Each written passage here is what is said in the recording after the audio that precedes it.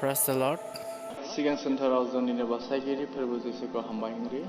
बेजों लोगोसे आंनि आंगो लोगोफोर नोंथांमोनखौ आंनि Bodo Gospel Testimony YouTube चेनेलाव बयखौबो बरायनानै लाग्रोयो आरो आंनि अननायखौ नोंथांमोननो जासिहरग्रोनाय जाबाय।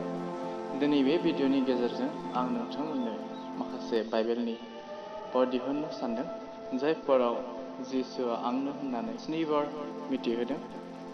जिसुआ 7 बार आंनो होननानै मिथिहोनाय पदखौ जोङो नायनि, बेखौ जहननि बिलायाव मोननो हायो। 1 नम्बरावहाय दं जहननि 6:35 आंनो गोथांनि सिथावा। 2 नम्बरावहाय जहननि 8:12 आंनो संसारनि स्रां। 3 नम्बराव दं जहननि 10:7 आंनो मेन्दाफोरनि दरा। 4 नम्बराव जहननि 10:11 आंनो गाहाम लावखारा।